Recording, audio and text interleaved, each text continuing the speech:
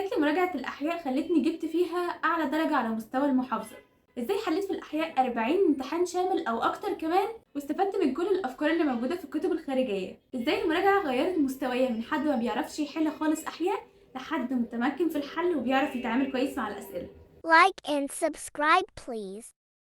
السلام عليكم ورحمة الله وبركاته، ازيكم عاملين ايه؟ النهارده الفيديو بتاعنا عن ازاي تراجع الأحياء صح، وازاي حليت أكبر قدر ممكن من الأسئلة، وكمان بقيت ملمة بكل الأفكار اللي موجودة في الكتب الخارجية. أول وأهم حاجة إن أنا كنت بحرص على إن أنا أي حاجة من المنهج واقعة مني شوية أو مش فاهماها قوي أروح أدور لها على فيديوهات. طالما انا لاقيه نفسي في الحته دي مش كويسه اشوف كذا مستر يشرحها لي لحد ما تستوعبها تماما وتدخل في دماغي وابقى فاهماها بنسبه 100%. وكمان في مدرسين بيقعدوا يقولوا نوتس وملاحظات زياده تبقى بره المنهج شويه، دي كنت انا بكتبها وبذاكرها مع اللي انا بذاكره عادي، وكانت بتفرق معايا جدا على فكره. الملاحظات دي هي فعلا اللي هو بيلعب ساعات عليها في الاسئله. في بعض الاسئله بيخرج بره شويه نطاق المنهج، فبتحتاج وقتها انك تبقى عندك الملاحظات الزياده اللي المدرسين بيقولوها دي، فلازم تركز قوي في الملاحظات دي وتكتبها كلها، وتكتبها كمان في المصدر اللي انت بتذاكر منه، علشان وانت بتراجع ما ينفعش تراجع من مصدر مختلف او من ملخص. الملخص هيبقى حلو بعد ما تخلص مراجعه خالص، علشان لو انت رجعت من الملخص هتحس ان انت ناسي كل حاجه، هتحس كأن في حاجات اول مره فعلا تشوفها، رغم ان انت كان ممكن لو رجعتها من مصدرك الاساسي هتفتكر، علشان خاطر ده المصدر اللي انت مذاكر منه اول مره. حتى لو بقالك كتير ما فتحتهاش فعلى الاقل دماغك هيسترجع شكل الصفحه، شكل الكلام كان مكتوب ازاي.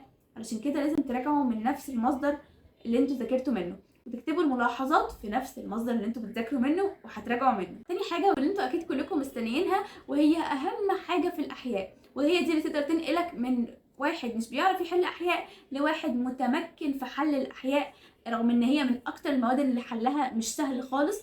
تكاد تكون كمان اكتر من الفيزياء، يعني انا كنت بغلط فيها ساعات اكتر من الفيزياء. ليه؟ لان الفيزياء ليها قوانين، ليها حاجات ثابته انا هقدر احل بيها، لكن الاحياء ساعات بتخرج بره الموضوع، ساعات بتبقى محتاجه ان انت تبقى متمكن قوي وحلل اسئله كتير قوي بافكار كتير قوي قوي.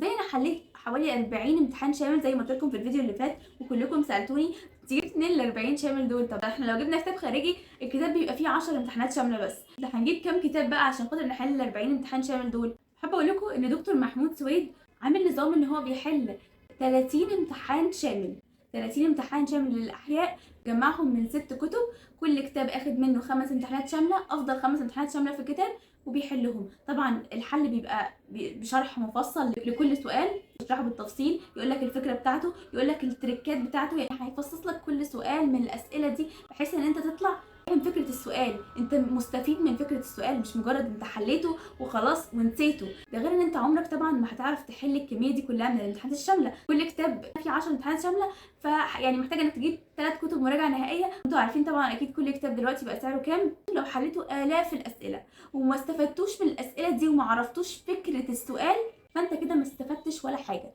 كانك ما حلتش حاجه خالص، حرفيا كانك ما حلتش حاجه خالص. كده كده السؤال اللي انت حليته صح فانت عارف المعلومه، اما السؤال اللي انت حليته غلط فانت اكيد عندك مشكله في المعلومه، يا اما مش فاهمها كويس يا اما اصلا عندك نقص فيها.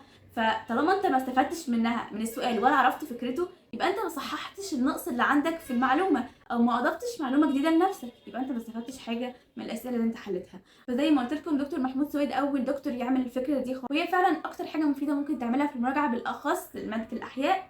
وكمان الدكتور عامل خصم 25% على اي حد يشترك لحد اخر يوم العيد باذن الله.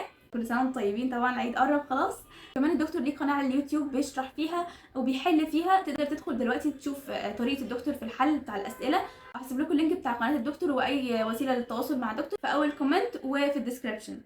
الحاجه الثالثه وكتير قوي منكم بيقعوا في المشكله دي، الا وهي انكم بتهملوا الحفظ وتعتبروا ان النظام الجديد معتمد على الفهم اكتر، يبقى انا مش لازم احفظ وكده كده كتاب المفاهيم موجود. لا يا جماعه، ما ينفعش خالص، لان انت اولا ولا هيبقى عندك وقت وفراغ انك تفتح كتاب المفاهيم ده تدور فيه، ثانيا مش بيبقى فيه كل حاجه بالتفاصيل خالص طبعا، ثالثا في حاجات انت بتحتاج انك تربطها مع حاجات تانية، فلو انت مش حافظها انت لما تيجي تربط الحاجات ببعض او تربط الابواب مع بعض في سؤال معين، انت دماغك مش هتقدر تربطهم لانك مش حافظ المعلومه اصلا، فازاي هتقدر توظف المعلومه دي وتربطها مع حاجات تانية وانت اصلا مش حافظها وعايز تدور عليها؟ يعني اهم حاجه انك تبقى حافظ مع الفهم، طبعا مع فهم كل حاجه تبقى حافظ. بس كده يا جماعه بكون خلصت الفيديو بتاعي. لو عندكم اي اسئله اكتبوها في الكومنتس وهرد عليكم باذن الله. وكمان ادخلوا جروب التليجرام عشان تختاروا بنفسكم اعمل لكم الفيديو الجاي عن ايه. مع السلامه.